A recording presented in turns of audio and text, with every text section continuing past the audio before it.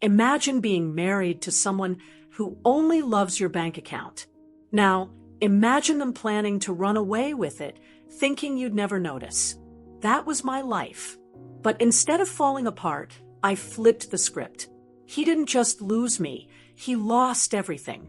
My name is Emily Rivera. I'm 34, and I design homes for a living in San Francisco. I wasn't born rich. I wasn't handed a silver spoon. I carved a career, room by room, with sheer will and hustle, hands raw, sleep short, deadlines tight. From a shoebox studio apartment that barely held a mattress and a single lamp to architecting million-dollar properties, I built the life I wanted, inch by inch. Every day felt like a triumph. Every house I flipped, every wall I painted, every client's jaw-drop moment, proof that I earned my achievements. And somewhere along that path, I told myself, one day I'll apply that same precision and passion to love. But I never expected just how precise and ruthless a love could be. Then came Jason Connors. I met him one chilly April evening in a downtown art gallery. I still remember the scent of fresh linen in the air, faint jazz notes drifting overhead. I was standing in front of a strange, abstract painting, splashes of neon pink and midnight black, trying to make sense of it. Jason stood beside me, almost as if he'd materialized out of thin air. In a gentle voice, he said, "That painting looks like a toddler's tantrum after someone stole its candy." The corners of his mouth lifted, but his tone was playful, not condescending. I laughed.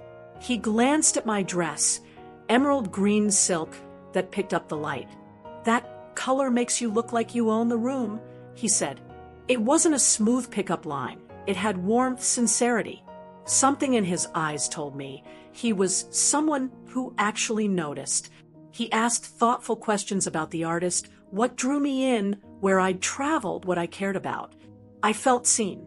That night, after gallery snacks and wine, we talked for hours, not about money or work, but real things, dreams, heartbreaks, fears. He didn't try to sell me on himself. He tried to understand me. By the time we parted, I felt a spark I hadn't experienced in years.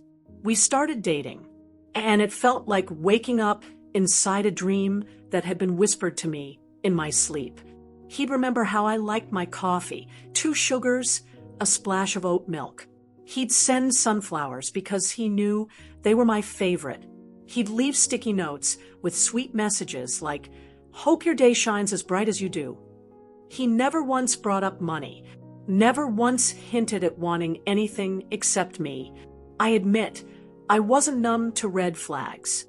I had built defenses in other relationships. But with Jason, he disarmed them so gently that they fell on their own. So I allowed myself to love hard. I let him in, because for once, it felt like someone wanted me. 6 months later, we were in Napa, picture-perfect vines, sunset cappuccino skies, wine swirling in crystal glasses.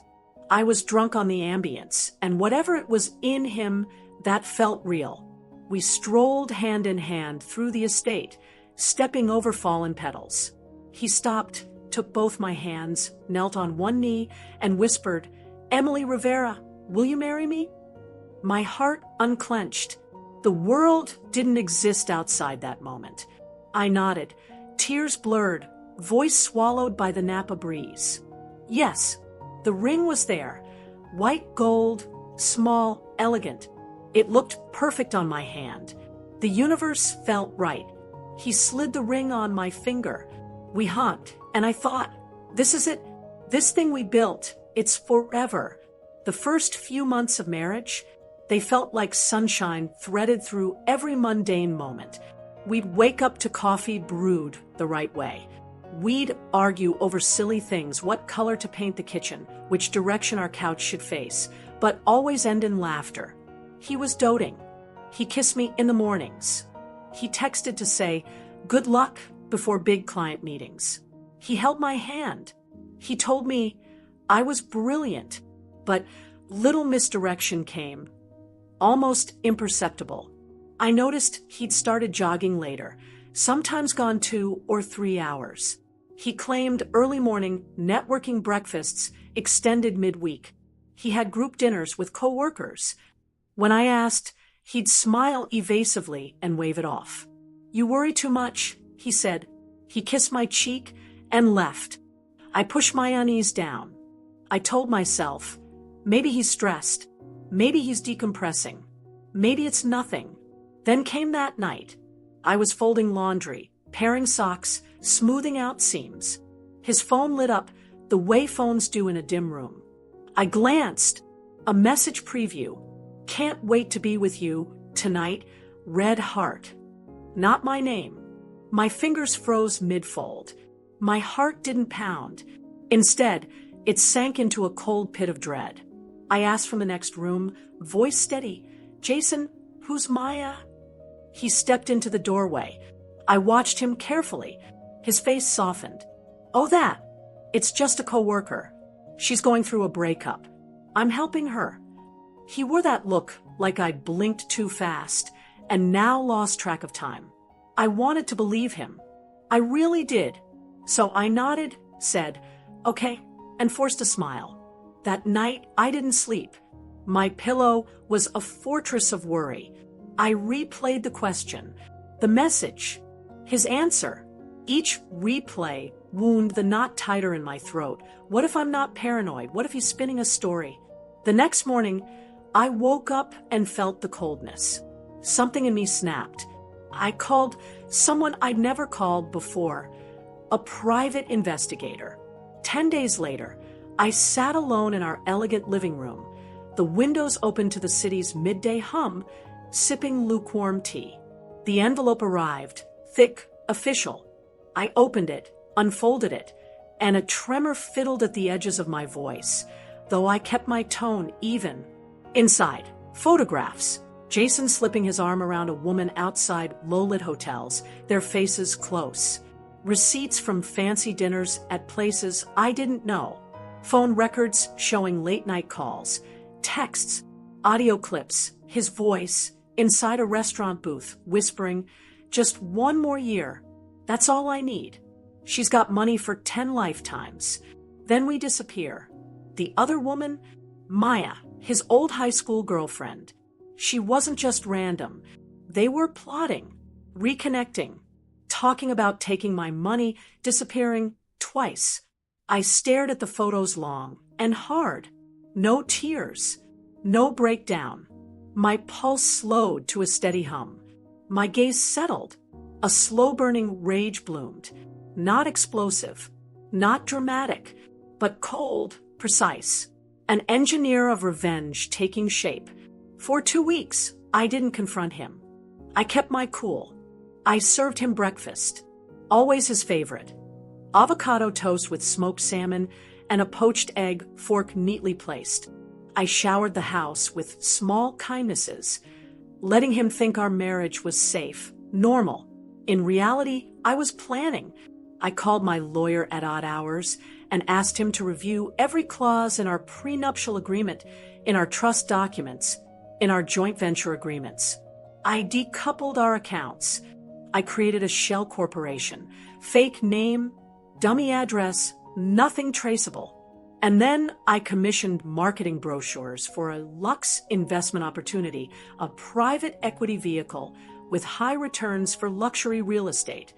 I even bought stock photography of glass-fronted buildings and white-collar deal-making to paste on the docks. I invited Jason to hear about a long-term project. He sniffed interest, said, "I want in." He signed the papers without reading them in detail. Tragically typical. Meanwhile, I reclassified every gift I'd given him, Rolex vacation package, weekend in Napa, as business expenses. It meant legally they were mine. He legally owed taxes on them, but the titles were filed under me. Game pieces shifted. He thought they were his. Then, the final move. I booked us a private room at an upscale restaurant. Told him it was a celebration for a milestone, our upcoming second-year anniversary. He lit up that old familiar spark. I told Maya too, for reasons she'd soon regret. I lied, said I wanted to thank Jason for being loyal, offered the table, so Maya could be there for a surprise. Maya showed up, startled but hopeful, in red lipstick and fragile composure. Jason beamed. I greeted them both. Quiet wine, polite toasts, cozy upbringing stories. Maya squeezed his hand under the table twice, a secret flicker between them. He squeezed back. I enumerated life plans out loud. Kids, sure. Travel, of course. This is our future, I said, raising my glass. He nodded, adoring. Maya blinked, expectant. Then dessert. No cake. I placed one large black envelope on the table. I watched him reach for it, watched his fingers slide it open, watched his face morph from eager smile to panicked disbelief. Inside, divorce petition, photos, audio transcripts, receipts, and a bold tax liability statement. Window pane quiet fell. Maya's mouth parted. Jason looked like he'd seen a specter. Silence was sharp. I leaned forward, voice steady, eyes locked on his. I told him, you didn't marry a fool. You married a woman who let you think you were winning. But now, you're just a man with nothing but regret. He tried to speak. Shattered words fell out. He flinched when I didn't flinch. He betrayed shock. Maya's eyes burned with anger and regret. I touched his hand once, softly, and then I rose, left the room, left them there. The food cooled, the wine collected inside glasses. That night, I returned home to a living room flooded with sunlight and calm. I'd scripted the end to feel just like that, clean, composed, irrevocable. He stormed out with only his phone, his jacket, everything else, including our home, our bank accounts, the so-called investment, all sealed, inaccessible, legally bound to me. Maya dumped him a week later, once the dust settled, and she understood there was no pot of gold, only a labyrinth of tax bills and frozen funds. Jason Connors today works 2 jobs, long days in a warehouse, late nights driving Uber. Once in a while, he emails me, furious emails, pleading emails, remorseful emails. I have them all archived. I never respond. I don't need to. Sometimes casually, I walk past that same art gallery. I pause. I step inside. I see the neon black painting. I let the memory of us flicker. How he complimented my dress. How I laughed. How the light danced in his eyes. Then I smile. Not for what was, but for what I became. Revenge wasn't what I craved. Justice was. I didn't want him broken. I wanted him shown. I didn't want tears. I wanted clarity. I wanted the board to shift under his feet. To remind him, don't treat a queen like a pawn. I didn't need to yell. I didn't need drama. I just needed to own my truth. And everything that truth gave, property, dignity, power. I walk into the homes I design, now with a different confidence. I built the board. I'm checkmate. If this story chills you, leave a like, subscribe for more real-life justice served cleverly, and share in the comments. What's the most satisfying revenge you've ever witnessed? Until next time, stay sharp, stay fierce, and always remember, you built your own board.